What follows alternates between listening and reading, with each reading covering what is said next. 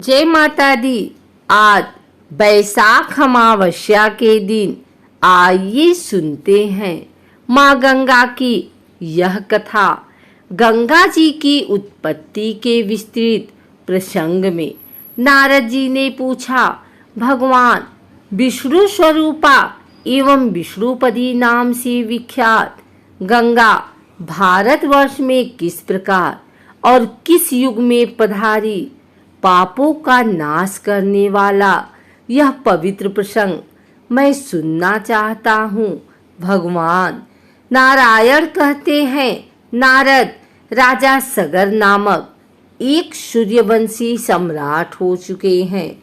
उनकी दो नारियां थी, बेदमी और शैव्या। शैव्या से एक पुत्र उत्पन्न हुआ जिसका नाम असमंजस था।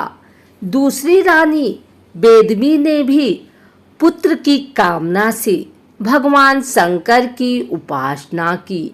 शंकर के वरदान से उसे भी गर्भ हो गया। पूरे 100 वर्ष बीत जाने पर उसके गर्भ से एक मांसपिंड की उत्पत्ति हुई। उसे देखकर वह बहुत दुखी हुई और उसने भगवान शिव का ध्यान किया। तब शिव जी ब्राह्मण के वेश में उसके पास पधारे और उस मांसपिंड को 60,000 भागों में बांट दिया। वे सभी टुकड़े पुत्र रूप में बदल गए। तब एक बार राजा सगर ने 100 अश्वमेघ यज्ञ करने का संकल्प किया। तब वे 99 यज्ञ कर चुके तथा 100वां यज्ञ करने के लिए उन्होंने अपना श्याम वर्ण घोड़ा छोड़ा। तो इंद्र ने यह समझकर कि राजा सगर के 100 अश्वमेघ यज्ञ पूरे हो जाने पर इंद्रासन छीन जाए, उनके घोड़े को कपिल मुनि के आश्रम में ले जाकर बांध दिया। तात्पर्य ये था कि राजा सगर का कुल बहुत बड़ा होने से वह किसी ऋषि के शाप से ही नष्ट हो सकता था। कपिल मुनि सबसे श्रेष्ठ माने जाते थे और उनके तेज को सहने की सामर्थ्य किसी राजा में न थी। राजा सगर के 60,000 तेजस्वी पुत्र घोड़े को खोजते कपिल मुनि के आश्रम तक पहुंच गए। अश्व को वहां देखकर उन्हें बड़ी प्रसन्नता हुई और वह मुनि को प्रणाम किए बिना उस अश्व को पकड़ने दौड़े। अपना ऐसा अनादर देखकर कपिल मुनि क्रोध में आ गए। उस क्रोध भरी दृष्टि निक्षेप से ही वह क्षण भर में वहीं पर भस्म हो गए। ये समाचार सुनकर राजा सगर की आंखें निरंतर जल बहाने लगी। वे दुखी होकर घोर जंगल में चले गए। तब उनके पुत्र असमंजस ने अपने भाइयों के उद्धार के लिए एक लंबे समय तक तपस्या की, लेकिन अंत में वह भी काल के कलेवा बन गए।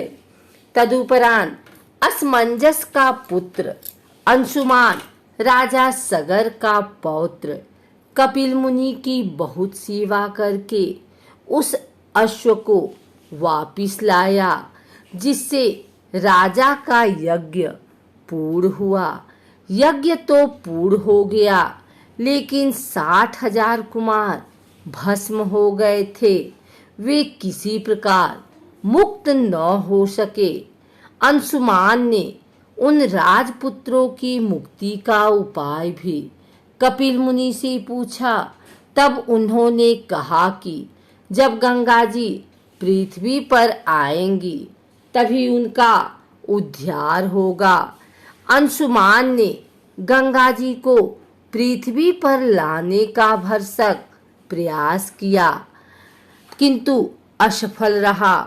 कालांतर में अंशुमान का पुत्र दिलीप राज्य का अधिकारी बना उसने भी पिता की आज्ञा मानकर गंगा को लाने के लिए बहुत तप किया, परंतु वह भी सफल न हो सका।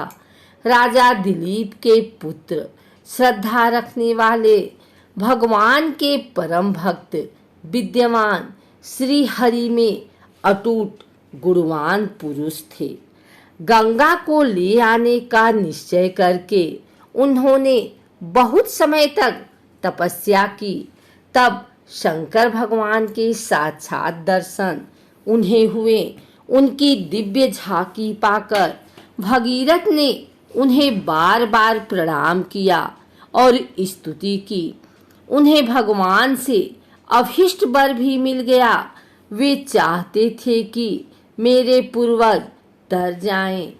भगवान ने गंगा से कहा, हे सुरेश्वरी, तुम अभी भारतवर्ष में जाओ और मेरी आज्ञा अनुसार सगर के सभी पुत्रों को पवित्र करो। तब श्री गंगा जी ने पृथ्वी पर आना स्वीकार कर लिया। जिस समय गंगा पृथ्वी पर आने को हुई तो उस समय उनके बेग को संभालने के लिए शिवजी ने उन्हें अपने मस्तक पर धारण किया और वे गंगाधर के नाम से विख्यात। फिर जब जटाओं में से उन्होंने एक बूंद छोड़ी तो गंगा का पृथ्वी पर अवतरण हुआ। गंगा भूतल पर उतरकर राजा भगीरथ के पीछे पीछे चली। वेग के कारण मार्ग में ऋषि का आश्रम बह चला।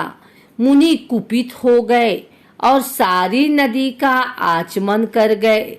तब फिर भागीरथ की आराधना से जब मुनि प्रसन्न हुए तो गंगा को अपनी जंघा से प्रकट किया। तब गंगा भागीरथी से जाह्नवी कहलाई। फिर राजा भगीरथ गंगा की स्तुति करके उन्हें अपने साथ ले वहां पहुँचे जहां सगर के 60,000 पुत्र जलकर भस्म हो गए थे। परम पवित्र गंगा जल का स्पर्श पाकर वे राजकुमार बैकुंठ को चले गए। भगीरथ अपने पूर्वजों को तार कर कृतकृत्य हो गए। चूंकि राजा भगीरथ गंगा को पृथ्वी पर लाए, इसलिए गंगा जी को भागीरथी भी कहा जाता है।